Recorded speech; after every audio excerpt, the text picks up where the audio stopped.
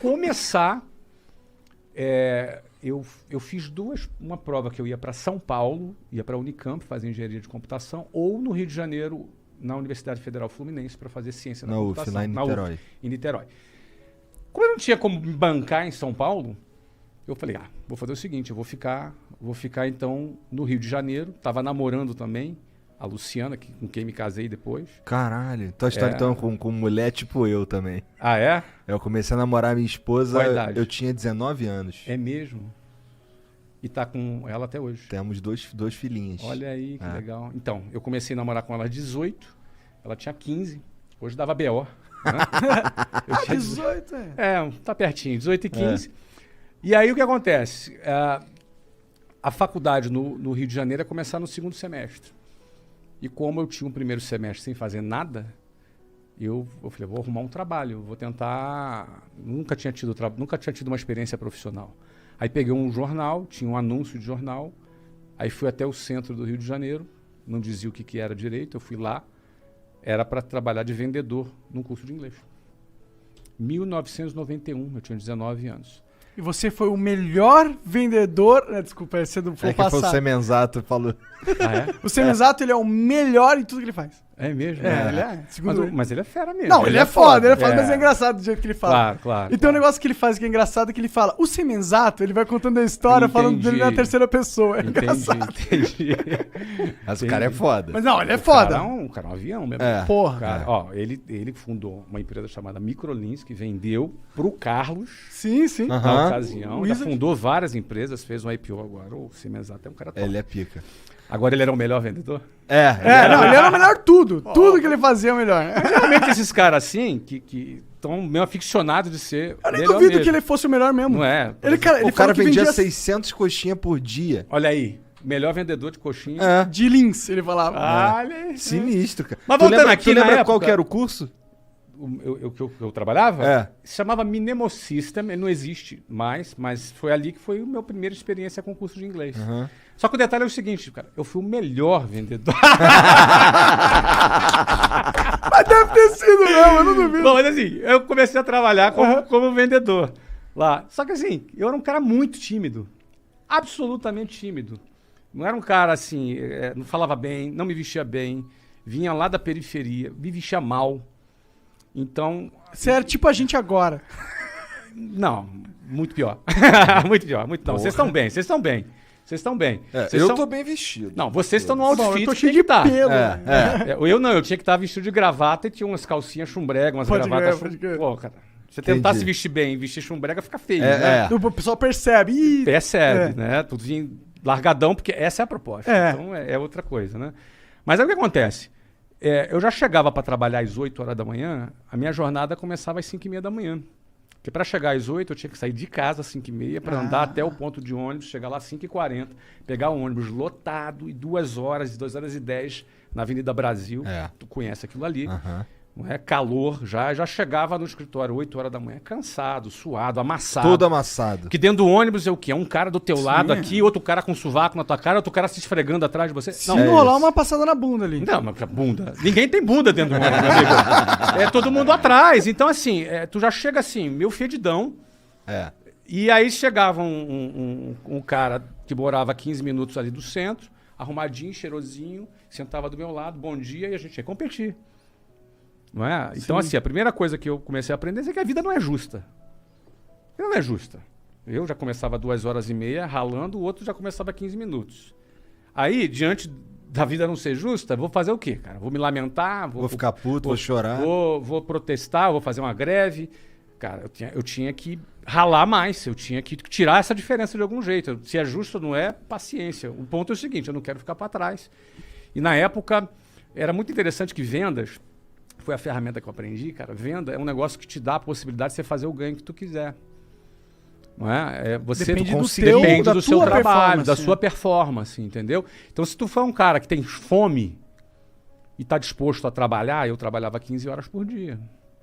Acordando cedão, pegando horas. E eu chegava em casa depois de meia-noite, todo dia. Caralho, então tu dormia, sei lá, 4 horas. Eu dormia umas 5 horas, porque eu acordava às 5 para sair 5h30. Você consegue? Eu não consigo funcionar. Hoje não, mas na época com 19 anos. É o que tem. Era o que eu tinha, cara.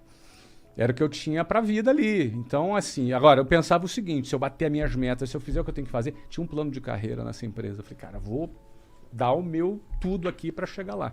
Para resumir, eu trabalhei 4 anos nessa empresa. Aí tive uma carreira de vendedor, depois fui gerente de vendas, fui diretor de vendas, cheguei a trabalhar em outras cidades, fui assim, um cara bem sucedido como vendas.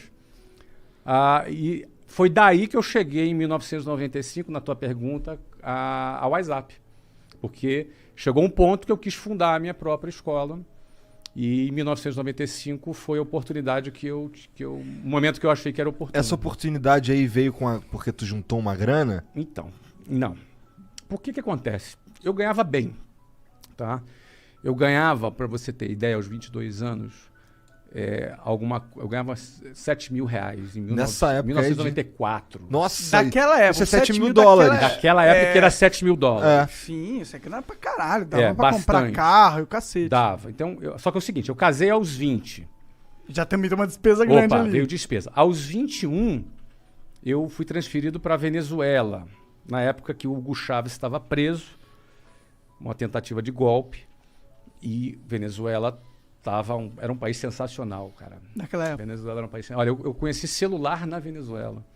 Caralho. Não tinha no Brasil, na Venezuela tinha. Era um país super desenvolvido, um país rico, super bem. Eu morei lá na Venezuela esse tempo.